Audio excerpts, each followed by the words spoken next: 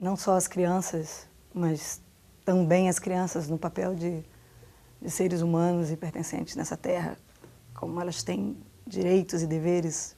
Um dos direitos é o de transformação. Ela só vai poder transformar na medida que exista um diálogo entre o adulto, seja ele quem for, mas esse adulto respeitador pela condição da infância, e ela mesma, do que ela pensa, do que ela quer. Tem um mestre Sufi que fala que quando a gente nasce, Deus faz assim, na criança, que é essa marquinha que a gente tem aqui, que é porque a criança nasce sabendo tudo. Eu acho que o maior desrespeito é exatamente o de não ouvir, é o de não ouvir, não olhar. E isso perpassa desde da publicidade, perpassa desde da educação, perpassa na própria produção de mídia, quando se produz mídia de cima para baixo, sem um diálogo ou sem uma percepção de se de fato se colocar no lugar daquela criança, mas se colocar no lugar do mercado. Quando se faz mídia hoje para a criança, se pensa em que ela e a família consumam e consumam objetos e consumam coisas e não consumam valores. E a criança, como ela está em formação e como, embora ela tenha o seu saber próprio, mas ela está em formação e, portanto, ela precisa desse diálogo. E esse diálogo é o diálogo de valor também, de valor ético e de valor estético, sobretudo.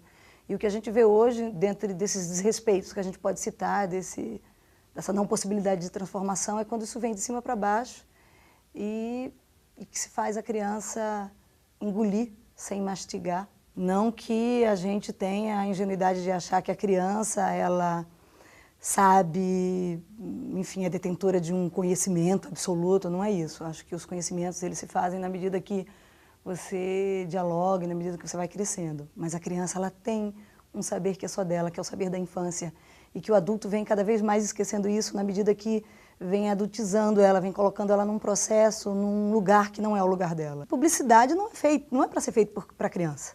Assim como bebê não é para ver televisão. Bebê é para pegar em coisas, sentir, mamar, que é o lugar da não infância, que é o lugar do não direito, que é o lugar do esquecimento dessa possibilidade, que é o de brincar, que é o de ser feliz e ser triste também, mas sendo criança. Isso é fundamental.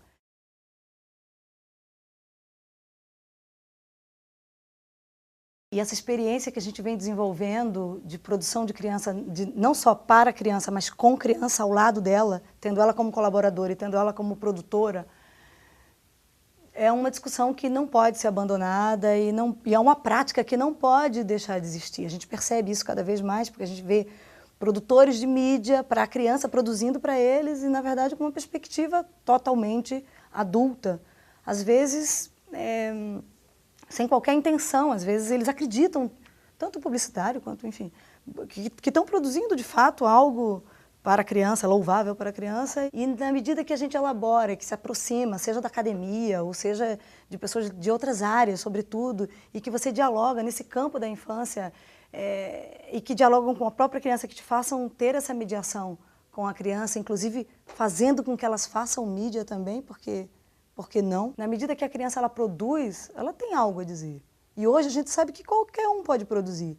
E a gente sabe que existe um segmento, que é um segmento da produção, que seria considerada a produção oficial, a produção dos grandes detentores, e tem uma contraprodução, que na verdade não é uma contraprodução, é uma soma dessa produção, para que o mundo todo seja ouvido e todo dialogue. Senão, volto a dizer, não faz sentido.